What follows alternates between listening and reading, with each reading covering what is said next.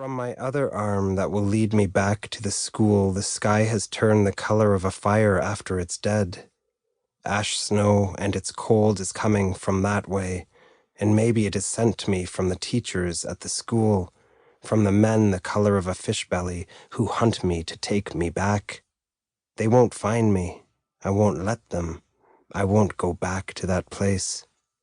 I walk up on the little rock hill that holds the long, straight lines. Ever long when I look each way. Ever long. The wind blows cold from my arm where the school lives when I turn that way. It makes me hold my skinny jacket closer. When I look the way my imbaba and my nimama and my two Nemisayak live, where they wait for me, I watch the last sun set the two steel lines on fire.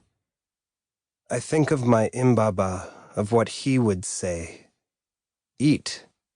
Don't make decisions with no food in your belly. Think of your nimama and what she wants for you. The strips of moose softened with spit. I don't want to, but swallow all the moose down to make my belly feel better. Shiny paper that held it fits my pocket. I will keep it. It will find its use. The wind gets harder and cold up here on the tracks and outside of the trees. Which way? Imbabas smile when I walk through our door. My two animashag barking and jumping on me with wet tongues. My two Namisayak laughing till we cry. Whispering to my Nimama that I am home now, and she cries till she laughs. Follow the sun. There is no choice. I must walk till the sun comes back to push me from behind again. My two friends touched my other arm for a reason. They said to me loud as they could to not go back to where we ran from. The map asks me to look at it to make sure, and so I do. The wind shakes it, and it almost sounds like the map wants to talk to me. I think I have it turned the right way.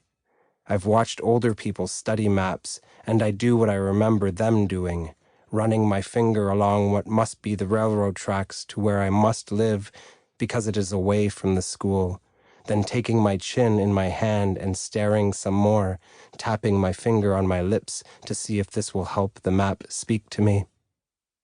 The sun is leaving, and so I try to catch what I can of it, jumping from wood to wood between the iron lines.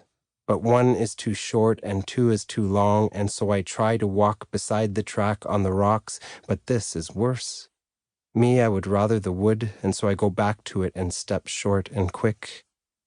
Dark will come fast now, and so I look for places to sleep as I leap from wood to wood, the smell of it making me dream of hot summer and playing with my two Nemisayak near the tracks and the big shining water where we live. I will get home, I will.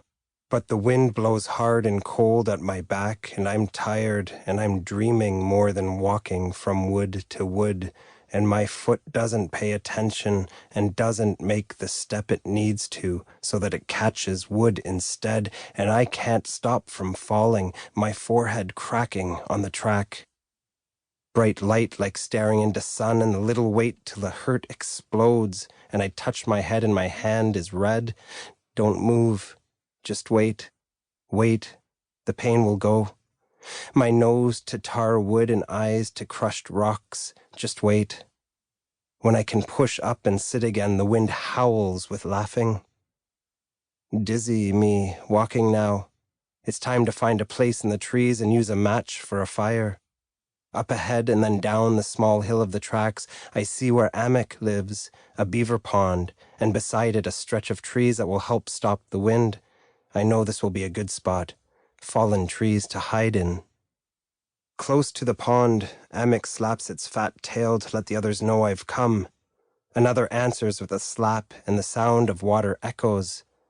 My father's Imbaba, my Nemishimus, when he trapped Amick in his snare, used to throw the tail on the fire until it bubbled and turned real black, and then he peeled away the skin and ate the whole thing. He was the strongest man in the world, my Imbaba says, because this is what he ate. Oh, if only Amick would give me his tail. Cracking of dry twigs and handful of moss, and the scrape of one match on rock and a little fire comes alive. I found a place me under Gawandag spruce, and I think I might be all right tonight. Fingers on my forehead, the bump is ever big, but it's mostly stopped bleeding. I taste the bit of blood because there's nothing else to eat.